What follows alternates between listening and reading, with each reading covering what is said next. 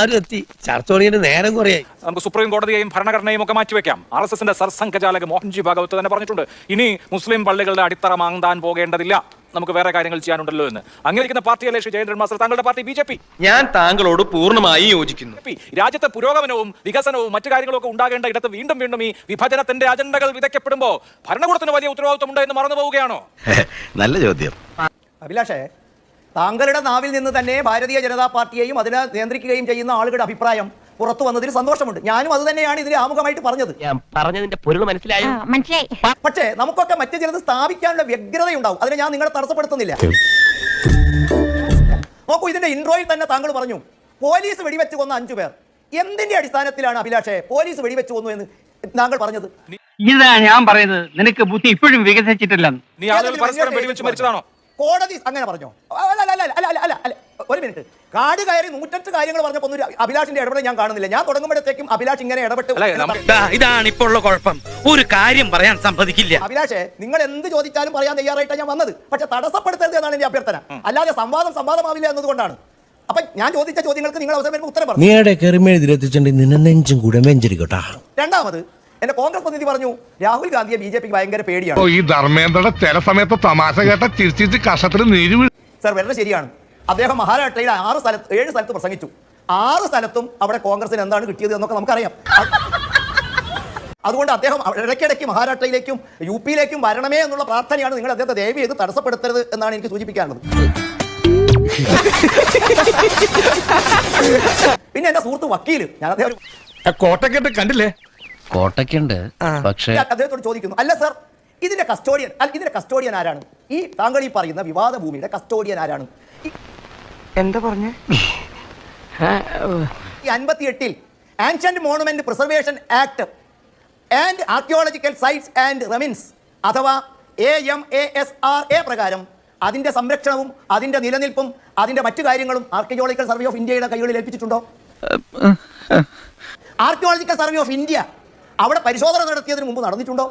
അതിന്റെ ഘടനയുണ്ടായ മാറ്റത്തെക്കുറിച്ച് അദ്ദേഹം സംസാരിച്ചിട്ടുണ്ടോ? ഇതൊന്നും എന്റെ വിഷയമല്ല. ഞാൻ മോഹൻജി ഭാഗവത് പറഞ്ഞ മാതിരി ഇതിന്റെ അടിവേരുകൾ തേടി പോകാനല്ല. ഇങ്ങനെ പോയാൽ സംഗതി കുഴയും. ശരിയാ, സമ്മതിച്ചു. പക്ഷേ അതിന് മാനേജ്മെന്റ് ആരാണ് നടത്തിവരുന്നത്? അതാ മസ്ജിദ് കമ്മിറ്റിയാണ്. ഇപ്പോഴും 1920 ഇപ്പോഴും ഏത് കാലഘട്ടത്തിലും ഇത് നമസ്കാരം നടക്കുന്ന ഒരു മുസ്ലിം പള്ളിയാണ്. അത് മാനേജ് ചെയ്യുന്നത് അവിടുത്തെ പള്ളി കമ്മിറ്റിയുമാണ്. ഇനി പറയൂ. അല്ല അഭിലാഷേ, ആർക്കിയോളജിക്കൽ സർവേ ഓഫ് ഇന്ത്യ എന്ന് പറയുന്നതിന്റെ സമ്പത്ത് ഇന്ത്യയുടെ പൊതുസ്വത്തല്ലേ? അവിടെ ആരെങ്കിലും കയ്യേറിയിട്ടുണ്ടെങ്കിൽ അതിന്റെ മലയാളം കയ്യേറ്റം എന്നല്ലേ? അല്ല, അതെങ്ങനെ? അല്ല, അത് പിന്നെ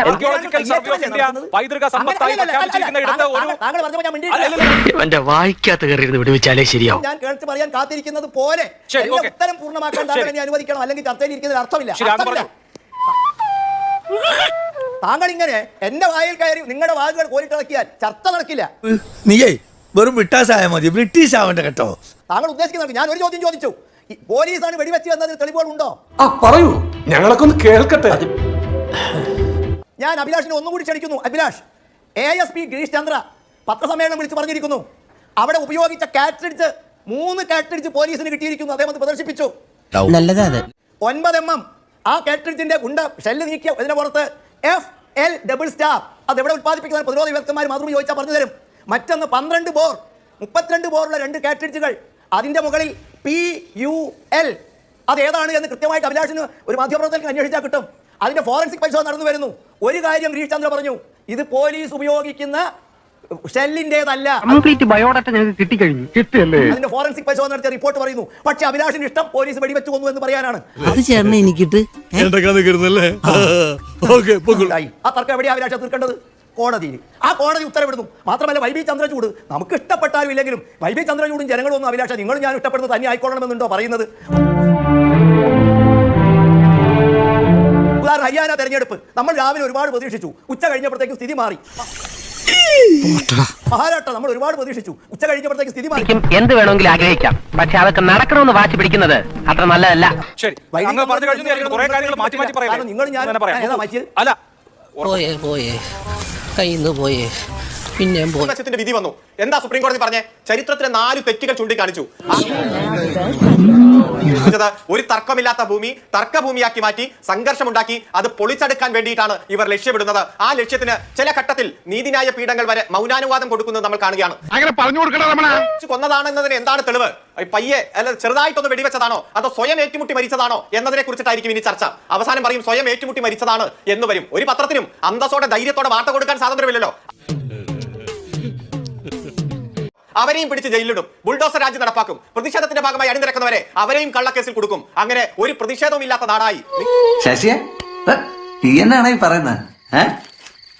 ഞാൻ അഭിലാഷേ, അരുൺകുമാർ പറഞ്ഞത് എന്തുമാത്രം കളവുകളാണ്.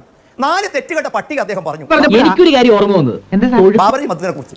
മിസ്റ്റർ അരുൺകുമാർ, ഇതിനെക്കുറിച്ച് ചരിത്രസിദ്ധമായ കോഴിക്കോടിന്റെ കടപ്പുറത്ത് നിന്ന് EM ശങ്കരൻ നമ്പൂതിരിപ്പാട് അയോധ്യ പ്രശ്നം എങ്ങനെ തീർക്കണമെന്നൊരു പ്രഭാഷണം നടത്തിയിരുന്നു. കയ്യിന്ന് പോയടാ ചാർലി. ഞാൻ ഇന്ന് സംസാരിക്കുന്ന ഈ ഫ്ലോറിലെ മാതൃഭൂമി ദിനപത്രം ഞാൻ വെക്കുമ്പോ എല്ലാവർക്കും തോന്നു കൊള്ളും.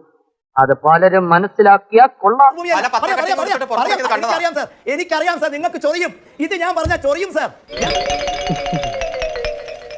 ഞാൻ പറഞ്ഞ ചൊറിയും നിങ്ങൾക്കിത്. ഈ വാർത്ത നിഷേധിച്ചത് മാതൃഭൂമി അല്ല, ഈ വാർത്ത നിഷേധിച്ചത് ദേശാഭിമാനിയാണ്. മാതൃഭൂമിയിൽ വന്ന വാർത്ത ശരിയല്ല എന്നും നിഷേധക്കുറിപ്പിറക്കിയത് ദേശാഭിമാനിയാണ്. അണ്ണൻ കളത്തിലിറങ്ങേണ്ട സമയമായി. തൊട്ടടുത്ത ദിവസം EMS ഞാൻ അങ്ങനെയല്ല പ്രസംഗിച്ചതായിരുന്നു, നിഷേധക്കുറിപ്പിറക്കിയിരുന്നു. അല്ല അതങ്ങനെ അതിപ്പോ പലപ്പോഴും പലതും പറഞ്ഞിട്ടുണ്ട്. അല്ല അഭിലാഷേ, അരുൺകുമാറും നിങ്ങളും വേണോ? ആരെങ്കിലും ഒരാൾ പോരെ? ഞാൻ പറഞ്ഞു പൂർത്തിയാക്കിയിട്ട് നിങ്ങൾ പറഞ്ഞോ. പിന്നെ അദ്ദേഹം പറഞ്ഞു പത്രക്കാരുടെ അല്ല പത്രത്തിൽ വാർത്ത കൊടുക്കാൻ പോലും കഴിയാത്ത സ്വാതന്ത്ര്യമുള്ളത് ഇറച്ചിക്കടയിലെ എന്തോ ഒന്ന് എന്ന് മോഡി പറഞ്ഞിട്ടുണ്ടോ? കടക്കട പുറത്ത് എന്ന് മാധ്യമപ്രവർത്തകർ നോക്കി പറഞ്ഞിട്ടുണ്ടോ? ഈ കേരളത്തിന്റെ ഭൂമികയിൽ നിന്നാണ് നമ്മൾ മാധ്യമ സ്വാതന്ത്ര്യത്തെ കുറിച്ച്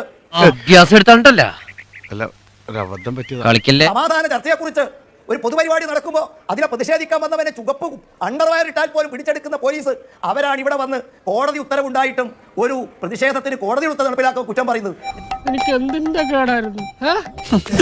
ഇതിനാണ് അവനവൻ പാരാന്ന് പറയുന്നത്. ഇന്ത്യ രാജ്യത്തെ നന്നാക്കിയവരല്ലേ ഇപ്പൊ ഈ എത്തിയിരിക്കുന്നത്? 6 പതിറ്റാണ്ട് അധികാരത്തിലിരുന്ന് ഇന്ത്യയിൽ ജനാധിപത്യവും മതേതരത്വവും ഒക്കെ കൂട്ടിക്കുഴച്ച് ജനങ്ങളെ പഠിപ്പിച്ചവർ ഇന്ന് മൂലയ്ക്ക് ഇറക്കിയിരിക്കുന്നു. ത്രിപുരയിലും മാത്രമല്ല, പുന്നപ്രയിലും വയലാറിലും കയ്യൂരിലും കാവുമ്പായിലും തെലുങ്കാനയിലും രാജ്യമാസകലം കൊടുങ്കാറ്റിന്റെ വേഗതയിൽ ചെങ്കോട്ടയിൽ പാറ്റാൻ പോയവർ ഇന്ന് ഓട്ടോറിക്ഷ പാർട്ടി ആയിട്ടുണ്ടെങ്കിൽ ജനങ്ങളുടെ മനസ്സിലേക്കാണ് അഭിലാഷേ നമ്മളൊക്കെ കയറേണ്ടത്. അയ്യോ അല്ല എന്തിനാ ഈ അരുൺകുമാർ എന്തിനാ എന്റെ അവസരത്തിൽ അസ്വസ്ഥമാകുന്നത്? നിങ്ങൾ പറഞ്ഞോ, ഞാൻ കേട്ടിരിക്കും. എന്തിനാണ് ഈ ചൊറിച്ചില്?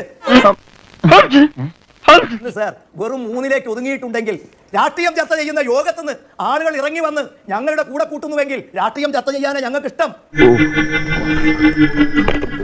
ഒരാവശ്യം ഉണ്ടായിരുന്നില്ല. രാഷ്ട്രീയം ചർച്ച ചെയ്തെടുത്തു നിന്നാണ് ഇറങ്ങിപ്പോക്ക് നടക്കുന്നത്. അവ ചേക്കേറുന്നത് ഇന്ന് എവിടെയാണെന്ന് നിങ്ങൾക്കറിയാലോ. സമാധാനമായല്ലേ? അളിന് കുഴപ്പമൊന്നുമില്ലല്ലോ. ഇതൊക്കെ എന്താണ്? ഇവനല്ലേ ഇവിടെ ഇതൊന്നും കൊണ്ടത്?